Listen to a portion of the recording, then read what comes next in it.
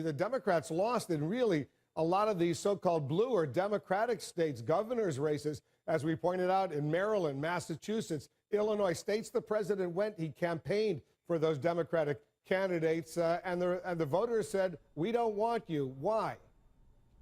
I don't think they wanted government. I don't think they wanted incumbents. I don't think that they were bothering as to whether it was Republicans or Democrats. All right, and joining us now is Mary Matalin, Republican strategist, of course, former advisor to Vice President Dick Cheney. And hello, Mary. Hello, Steve, on this rainy day. Yeah, I mean, that's such a false narrative, isn't it, that the media is putting forward, that it was an anti-incumbent vote? Yes and no. I mean, poor Charlie. I presume that was Charlie Rangel. Of course they didn't want Democratic policies. Of course this was an affirmation of the opposition to Obama and his policies. And all that we ran on in every state was attaching those candidates to Obama. Not the 97%. He voted 97% of the time. My two favorite things, though, were Ed Gillespie, whom I'm predicting is going to win the Senate seat in Virginia. He ran on something. And my other favorite thing is the victory in the war on women, proving that women are not morons and that they care about more than free contraception. So yes, it was a repudiation. And now we have all the good ideas that were passed out of the House that have bipartisan consensus, not compromise or not capitulation. We need to unconstipate or deconstipate the Senate, and we'll actually get some stuff done that both parties and, more importantly, the country want. All right, well, let me very quickly. You believe, based on the demographics, as you know them so well in Virginia, and the votes that are not counted or whatever's holding it up, you believe that it will be a victory for the Republicans? That I predict that Gillespie is going to win even if there's a recount. And he ran. My point I was making about Eddie was that he actually ran a positive. Right, campaign. right. Okay. So that's in all, and the hundreds in the media is trying to say, well, we just ran an anti-campaign. Well, of course we did. That's what you do in the midterms. But a no campaign is an affirmation. It's a yes affirmation. Now we have to deliver, and I mean deliver practical things like the Keystone XL pipeline, like corporate tax reform, like patent reform. And then 2016 should be we should have a mandate for it, wider tax reform, wider regulatory reform, reining in government, all those things that people have been asking for since 1994 and have only received episodically. All right, what happens? You heard the president yesterday, undaunted. And by the way, do you have any idea what he means when he said he heard the voters yesterday, the 1/3 who voted, and he also heard the 2/3 who didn't vote? What the heck did that mean? That means that this whole party who's is undergirded by identity politics believes that demographics is destiny, and that the demographic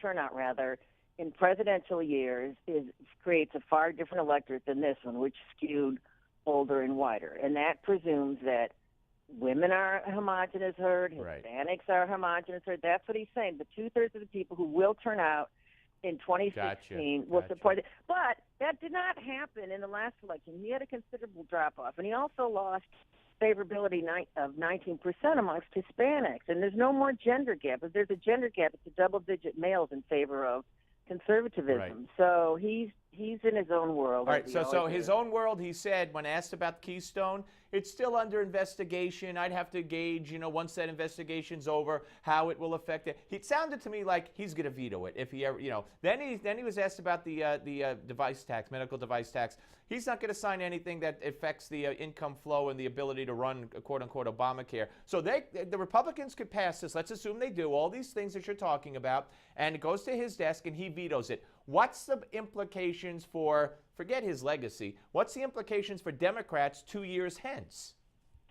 I think on those two issues in particular, since Keystone already has 61 votes, and medical device tax exemption is supported by major Democrats, I think those there could be an override mounted. I really do. And who's ever giving him that advice to play to his base in 2016, you don't think Hillary or whoever's the nominee is going to have to distance herself just like everyone else did?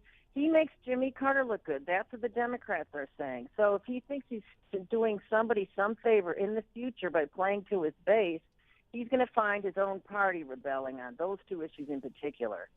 Yeah, no, it's going to be very interesting. One final, there's a report that the Obama administration has pressured news outlets not to report suspected cases of Ebola anymore, only confirmed cases. Why would news outlets go along with that, like the AP is mentioned specifically?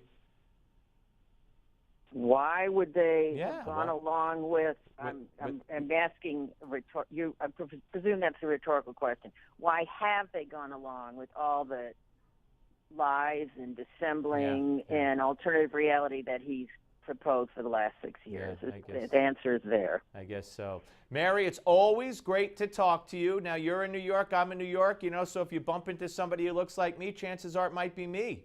There you go. I'm getting on the train and going to D.C. So. All right, well, have a safe trip. We always love talking to you.